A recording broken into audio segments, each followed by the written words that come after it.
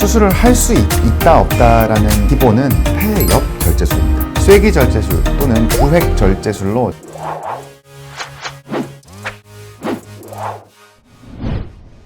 네, 안녕하세요. 저는 국립암센터 폐암센터에서 흉부외과 의사로 일하고 있는 송재원이라고 합니다.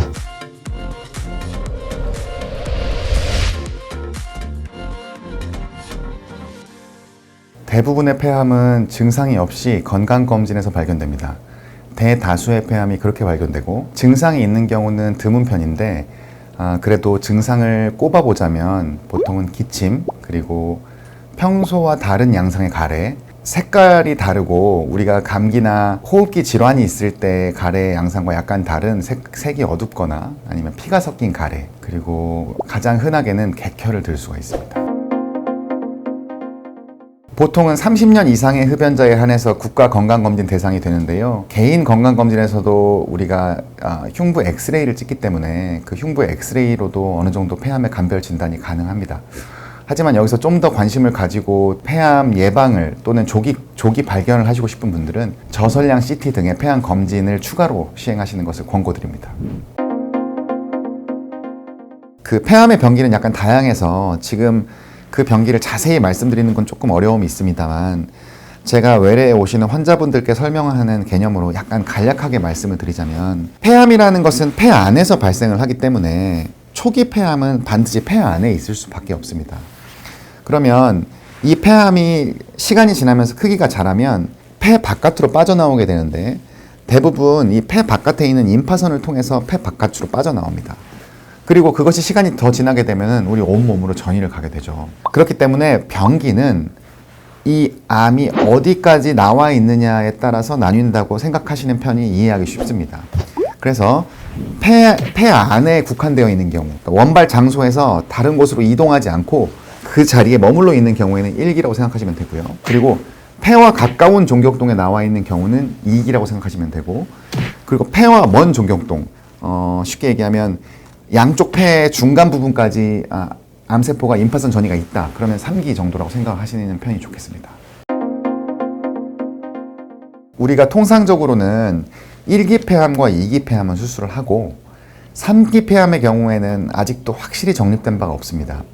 3기 폐암의 경우에는 3기 A, 그러니까 3기에서 비교적 초기인 경우에는 수술을 하고 3기 B, 그러니까 3기의 약간 후기인 경우에는 수술을 시행하지 않는 게 일반적인데요. 3기의 경우에는 수술이 약간 논란이 되지만 1기, 2기에서는 수술로 우리가 얻을 수 있는 이득이 확실하게 밝혀졌기 때문에 1기 폐암 환자와 2기 폐암 환자에서는 대개 수술을 시행을 합니다. 그러면 1, 2기 폐암 환자 중에서 수술을 못하는 경우는 대부분 우리가 장기간의 흡연으로 폐 상태가 아주 안 좋거나 아니면 연세가 아주 높으셔서 이 수술로 인해서 얻는 이득보다 이 수술 때문에 건강을 잃을 확률이 더 크다거나 아니면 다른 기저질환이나 다른 암이 몸에 또 함께 가지고 있어가지고 그것도 치료를 해야 되는 경우에는 폐암 수술을 보류하는 경우는 있습니다. 수술을 할 수 있다 없다라는 것에 대한 이제 궁금증이 되게 많으시거든요. 보통 외래 환자분들이 오시면 저는 수술을 할 수 있습니까 없습니까를 많이 물어보십니다. 근데 수술을 할 수 있냐 없냐라는 표현을 조금 정확하게 말씀드리면, 수술을 해서 완치를 기대할 수 있는 경우에는 수술을 진행을 하고 수술을 하지 않고 그냥 항암 치료를 한 그런 경우와 비교해 봤을 때 완치율이나 생존율에서 득이 안 되는 경우에는 수술을 시행하지 않고 바로 항암 치료를 하죠. 그러니까 수술이 되냐 안 되냐라는 그런 개념보다는 초기 치료가 어떤 것이 이 환자의 치료를 위해서 조금 더 적합한가, 그런 개념으로 이해하시는 편이 좋을 것 같습니다. 폐암 수술의 기본은 폐엽 절제술입니다. 그것은 지금 우리나라뿐만 아니라 전 세계적으로 시행되고 있는 그런 수술이고요. 폐엽 절제술이라 함은 지금 이 모형을 보았을 때 이게 제 오른손이니까 이쪽이 오른쪽 폐라고 가정을 하고 이쪽이 왼쪽 폐라고 가정을 하면, 오른쪽 폐는 3개의 엽으로 나뉘어집니다.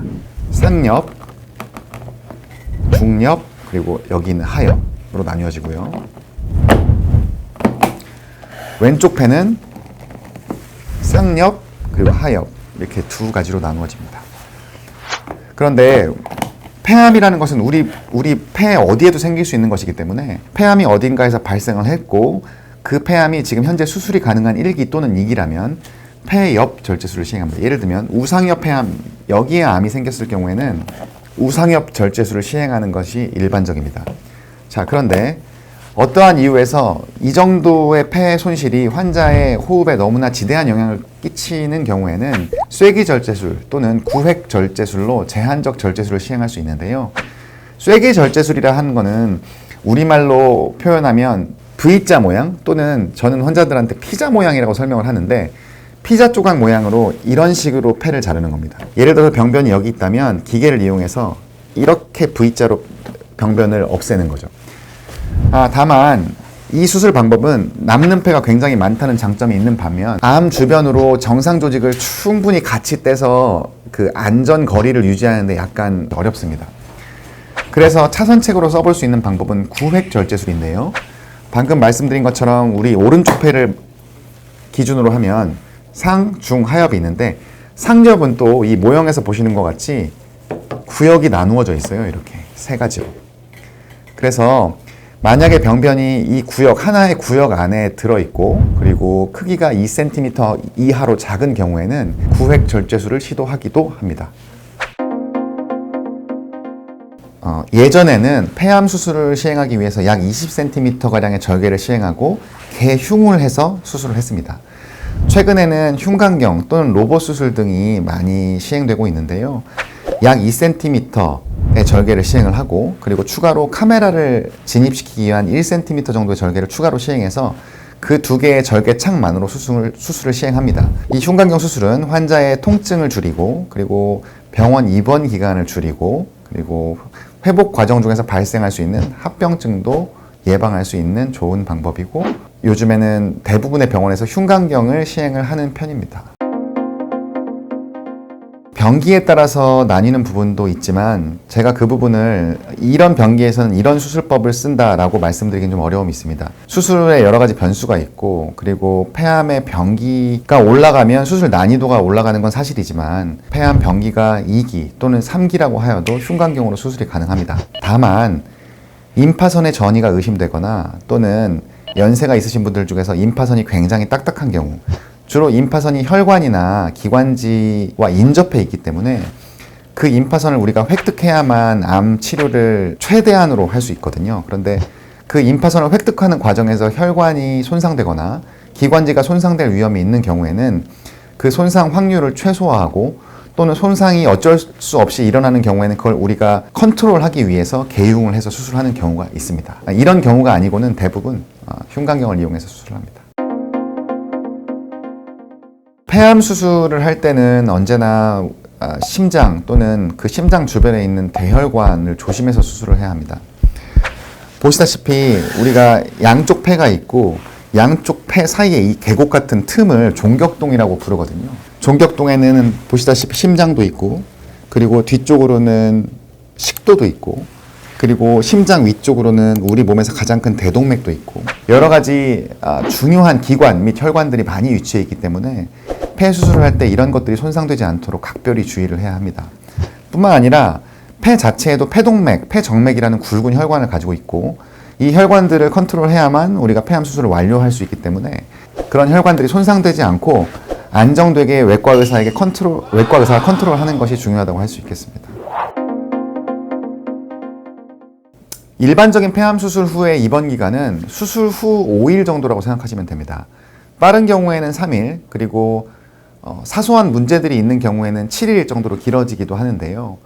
폐암 수술 후 입원 기간이 이렇게 긴 이유는 일단 폐 절제 후에 환자분이 호흡에 적응하는 기간이 필요하고 그리고 수술 후에 일어날 수 있는 출혈 등을 48시간 이상 감시를 해야 하고 그리고 수술 후에 발생할 수 있는 공기 누출, 즉 우상엽을 절제했을 때에도 원래 우상엽과 우중엽, 우하엽이 완전히 분리되어 있는 엽이 아니기 때문에 불가피하게 일부 폐 조직을 강제로 우리가 갈라줘야 되는 경우가 있거든요.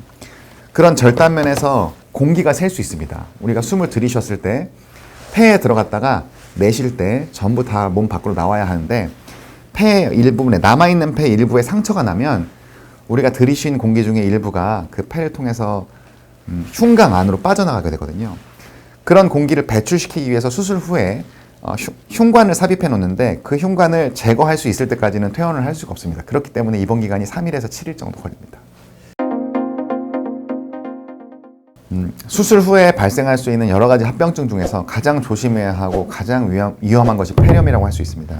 물론 폐를 많이 절제했을 때 올 수 있는 위험도가 올라가는 것도 사실입니다만, 폐를 조금 절제를 해도, 심지어는 구획 절제술을 해도, 아니면 전폐 절제술, 한쪽 폐를 전부 다 절제를 한다고 해도 언제나 항상 주의해야 하는 가장 위험한 합병증입니다.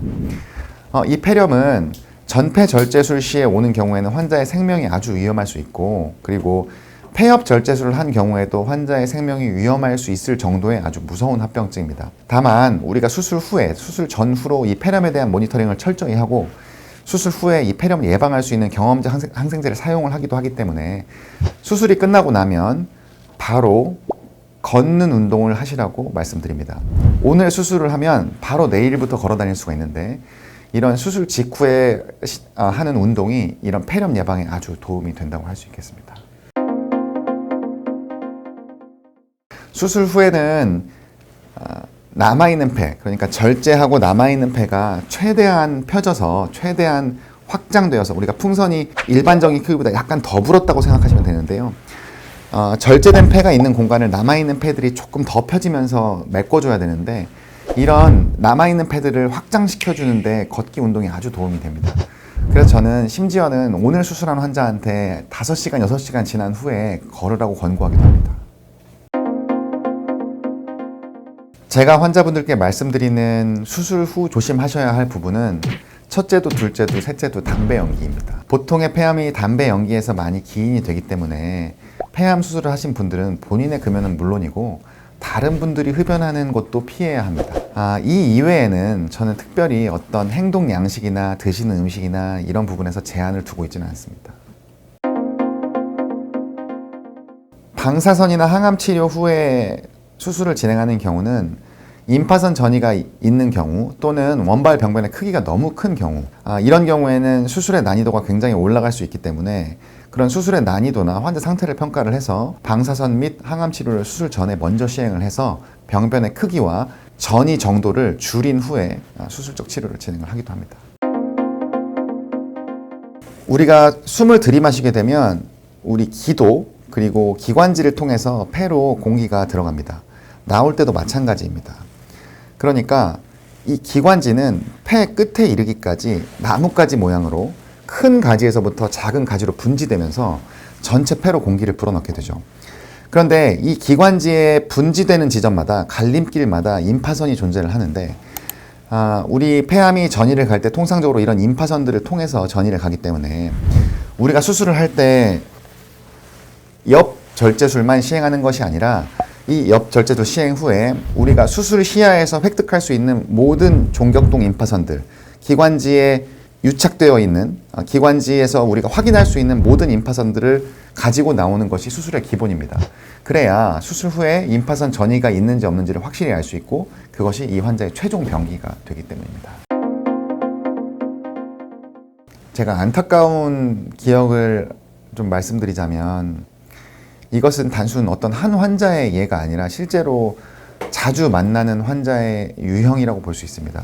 폐암 진단을 받았을 때 병기가 그렇게 높지 않음에도 불구하고 폐암 진단 사실 자체에 큰 실망을 하시고 치료를 포기하고 사는 곳을 옮기시거나 또는 행동 양식 아니면 드시는 약제 등을 교체를 하면서 치료를 거부하시는 분들이 있습니다.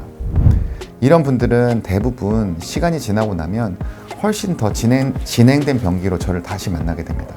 다행히 그런 분들 중에서 수술을 해서 회복돼서 지금도 잘 지내고 계시는 분들도 있는 반면, 수개월 또는 수년이 흐른 후에 저를 다시 만났을 때 이미 우리가 수술을 할 수 있는 병기를 넘어가서 수술을 시행 못하고 항암 치료를 하다가 돌아가시는 분들도 있습니다. 그래서 저는 항상 치료를 하라고 권고를 드리고, 수술을 할 수 있는 경우에는 수술을 하라고 권고를 드립니다.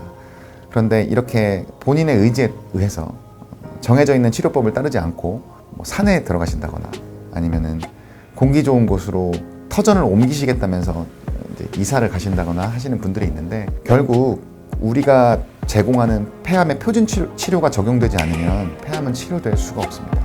치료가 필요하다는 소견을 들으신 분들은 꼭 치료를 받으시기를 바라고요.